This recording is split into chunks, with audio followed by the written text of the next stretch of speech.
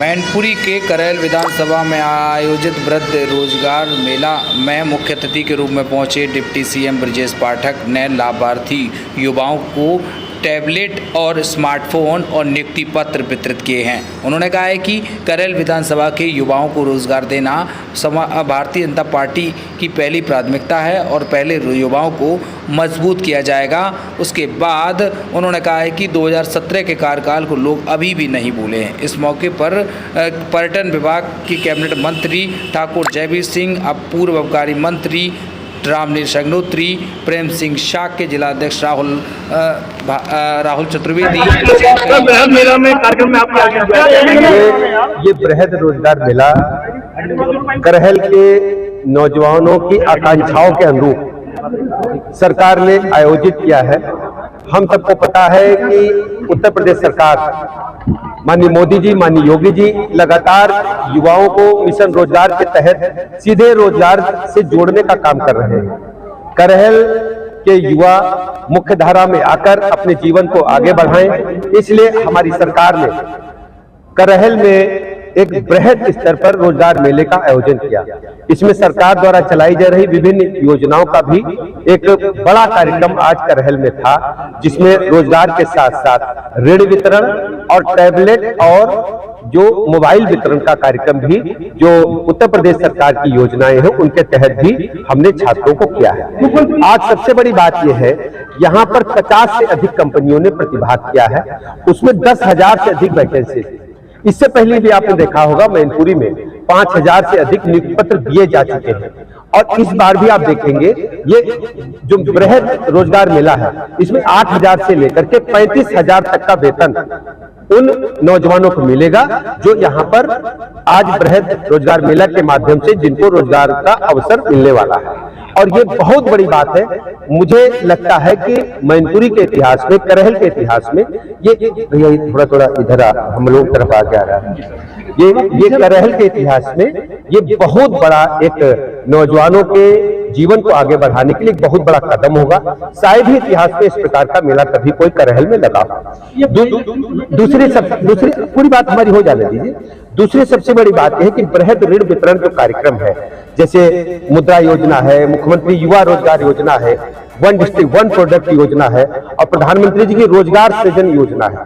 किसान credit card के कुल 1846 हितग्राहियों को 52.91 करोड़ रुपए का ऋण वितरण भी आज इस कैंप के माध्यम से हम लोगों ने किया है। इसके अलावा जो स्वयं सहायता समूह है NRLM के हैं, उनको भी हम लोगों ने 14.28 करोड़ रुपए का CCL बैंक क्रेडिट लिंकेज जारी किया गया है, जिससे हम अपनी जो हमारी बहनें हैं स्वयं सहायता समूह के माध्यम से अपने जीवन स्तर को ऊपर उठाने में कामयाबी हासिल करें।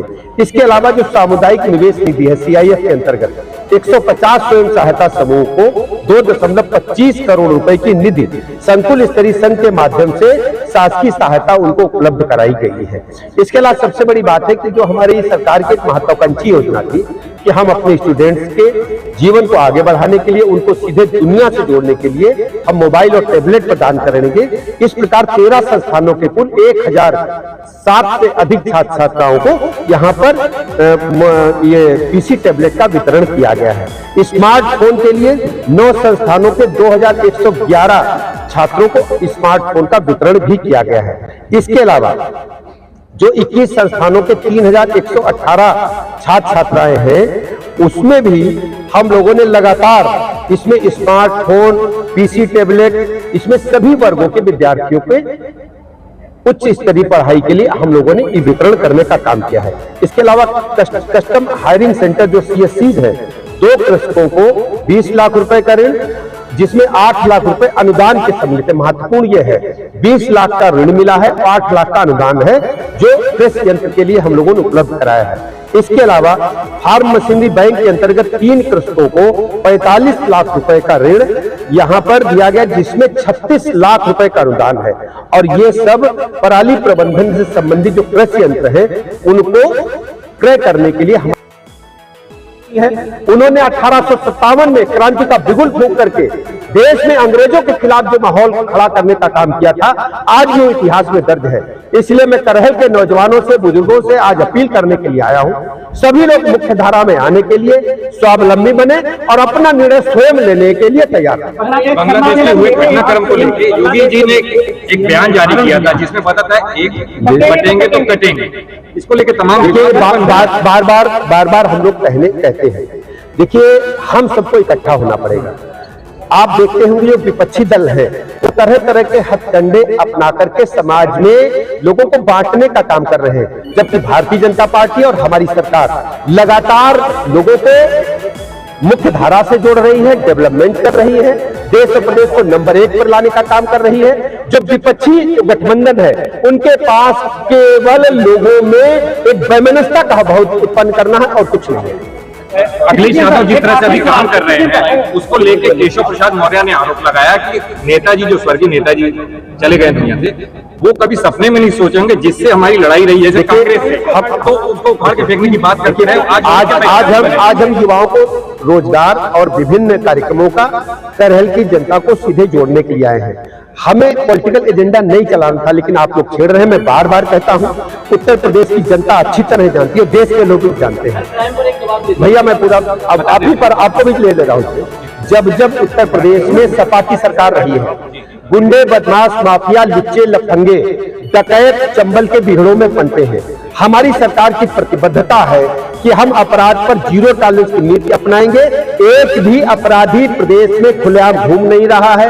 जो लिस्टेड माफिया गिरोह हैं आज उत्तर प्रदेश में या तो जेल में है या प्रदेश से बाहर है। छुटपुट जो आपसी वैमनस्यता में घटनाएं होती हैं, हमारी सरकार उन घटनाओं को भी गंभीरता से लेती है और सभी में कड़ी कार्रवाई करती है। हमने किसी भी घटना में अपना पराया नहीं देखा, छोटा बड़ा नहीं देखा, गरीब अमीर नहीं देखा। जिसने भी कानून तोड़ा है उसे कानून के तहत कड़ी से कड़ी सजा देने का काम आपकी अपनी सरकार ने, भारतीय जनता पार्टी सरकार ने। एक ही दुपट्टे से दो लड़कियों की मौत का मामला देखिए, हमारी सरकार सभी जिलों में लगातार इस प्रकार के रोजगार मेलों का आयोजन लगातार करती रही है। मैनपुरी, करहल हमारे विकास के एजेंडे में नंबर 1 पर है। करहल की सड़कें, मैनपुरी की सड़कें, बिजली लगातार मिले, अस्पतालों में बेहतर व्यवस्था हो, कानून व्यवस्था नंबर 1 पर हो। जल जीवन मिशन के तहत तो काम पहले से चल रहा है, तो आप जानते हैं। मैं करहल के लोगों से कहने के लिए आया हूँ। आपने चुनाव की चर्चा की, हम अभी चर्चा नहीं करना चाहते थे, लेकिन आपने छेड़ा तो मैं उसका आपसे भी पूछना चाहता हूं। करहल के लोगों से अपील करने के लिए आया हूं। ये दोनों ने अपने बीच का कोई बेटा बेटी चुन करके भेजा होता तो ये स्थिति उत्पन्न नहीं होती। करहल को लाभ के लिए एक प्लेटफॉर्म बना करके कुछ चुनिंदा लोग उपयोग कर रहे हैं। हम करहल के युवा नौजवानों से